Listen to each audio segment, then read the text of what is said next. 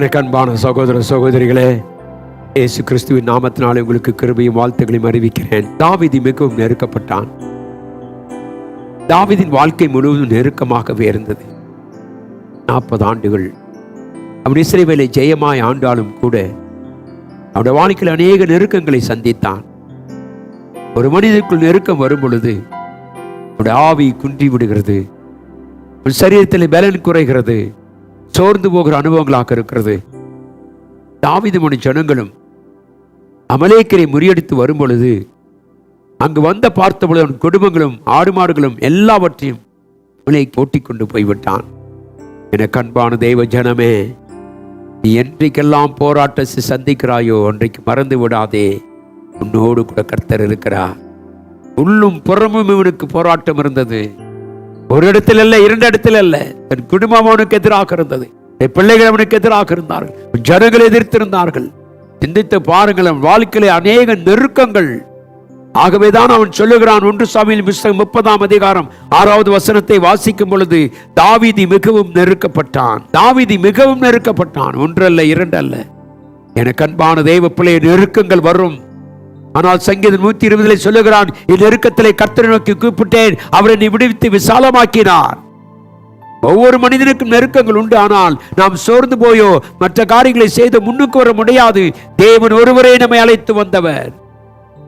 ஆகவே அவன் சொல்லுகிறான், கர்த்தாவே, நான் நெருக்கப்பட்டிருக்கிறேன். இந்த காலை வேளையிலே தேவனுடைய பிள்ளை நெருக்கங்கள் எதுவாக இருக்கிறது? ஒருவேளை குடும்பங்கள் நமக்கு எதிராக இருக்கிறதா? ஒருவேளை நம்ம மக்கள் எதிராக இருக்கிறார்களா? ஒரு வேலை ஸ்தல எதிர்ப்புகள் இருக்கிறதா? ஒரு வேலை ஸ்தலத்தை மற்ற இடத்துல நீ போகிற இடங்களில் நெருக்கங்கள் இருக்குமான பயப்படாது. நெருக்கத்திலே கர்த்தர் இருக்கிறார்.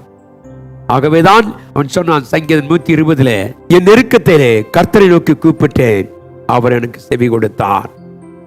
எனக்கு அன்பான தெய்வ பிள்ளையே, சத்துருவாகிய சாத்தான் நமக்கு எதிராய் வரும் பொழுது, நெருக்கங்கள் அதிகமாக இருக்கும் பொழுது நாம் கர்த்தரை நோக்கி பார்க்க வேண்டும். ஏனென்றால் தேவன் நமக்கு நெருக்கத்தை மாற்றி கொடுப்பார். சத்துருவாகிய சவுல் நமக்கு எதிராய் வந்த பொழுது தாவீதை காத்துக்கொண்ட அதே தேவன் நம்மையும் காத்து கொள்ளுவார்.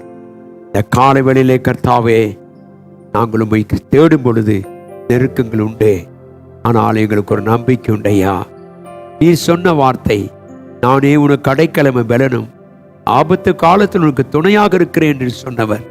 கர்த்தாவே, உம்முடைய துணை எங்களுக்கு இருக்குமானால் உம்மாலே ஒரு சேனைக்குள் பாய்வோம். ஆண்டவரே, உம்மாலே நான் ஒரு மதிலை தாண்டுவோம். எத்தனை அற்புதமான வார்த்தைகள்! தேவ பிள்ளை, நெருக்கங்களை கண்டு நாம் சோர்ந்து போகக்கூடாது. நெருக்கங்களை கண்டு நாம் அழுது கொண்டிருக்க கூடாது. நெருக்கங்களை கண்டு நாம் ஒருவேளை நம்முடைய வாழ்க்கையில் வழிகளை மாற்றிக்கொள்ளக்கூடாது. ஏனென்றால் நெருக்கத்திலே நான் கர்த்தரை நோக்கி கூப்பிட்டேன், அவர் எனக்கு செவி கொடுத்தார். அருமையானதே பிள்ளை, அந்த நம்பிக்கை உனக்கு உண்டா? இந்த கால வேளையில என் நெருக்கத்திலே நான் கர்த்தரை நோக்கி பார்க்கிறேன், மனிதன் அல்ல, உலக மனுஷனை பார்க்க கூட. ஏனென்றால் வேதம் சொல்லுகிற, நாசியிலே சுவாசமுள்ள மனிதன், அவனை நம்பாதே, அவன் ஒரு நாளிலே ஒரு நாள் மாறுவான். ஆனால் தேவனும் அப்படி அல்ல, நெருக்கத்திலே அவர் நோடு கொண்டிருக்கிறார்.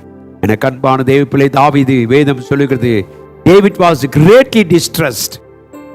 அவன் சோர்ந்து போன அனுபவங்கள். ஆனால் கர்த்தர் அந்த நெருக்கத்தை மாற்றி கொடுத்தார்.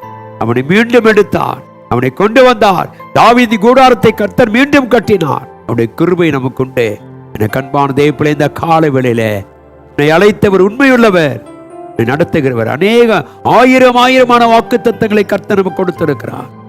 இதை கேட்டுக்கொண்டிருக்கிற தெய்வ பிள்ளையே, நெருக்கத்தை குறித்து கலங்காதே, உபத்திரவத்தை குறித்து கலங்காதே, உன் போராட்டங்களை குறித்து கலங்காதே. ஏனென்றால் உன்னோடு கூட கர்த்தர் இருக்கிறார்.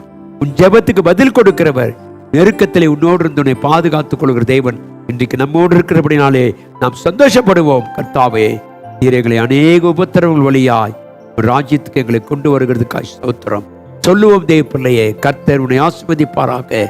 வாழ்க்கையிலே மாற்றங்களை கர்த்தர் கொண்டு வந்து ஒரு மகவின் ஸ்தானத்தில் உன்னை நிறுத்துவார்.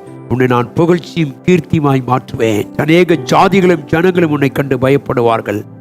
வாயிலே வார்த்தைகளை வைத்திருக்கிறேன் என்ற பிரகாரமாக தேவன் நடத்தும்படியாய் நாம் தேவனிடத்திலே கேட்போம். தேவன் நம்மை ஆசீர்வதிப்பாராக. கண்களை மூடி ஜெபிப்போம். எங்கள் ராஜாதி ராஜாவும் தேவாதி தேவனுமாக இருக்கிறவரே, கர்த்தாவை, தாவீதுக்கு வந்த நெருக்கத்திலே நீர் அவனோடு கொண்டிருந்த அவனை விடுவித்தீர் ஐயா. அவனை சகலவற்றிலும் மேன்மைப்படுத்தினே சுவாமி. இஸ்ரவேல் ஜனங்களுக்கு முன்பாக தாவீதை ராஜாவாக உருவாக்கி கொண்டு வந்திருப்பா.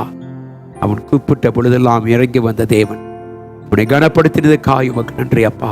அவரோடு உங்களை சமூகம் இருந்ததுக்காய் ஸ்தோத்திரம். அதே போல உபத்திரவங்கள் எங்களுக்குள் இருக்கும் பொழுது கர்த்தாவே, பலவிதமான சூழ்நிலை மத்தியில் எங்கள் கடந்து போகும் பொழுது இது எங்களோடு கூட இருக்குதுக்காய் ஸ்தோத்திரம். ஒரு நாள் எங்கள் ஜெபம் கேட்கப்படும் ஐயா.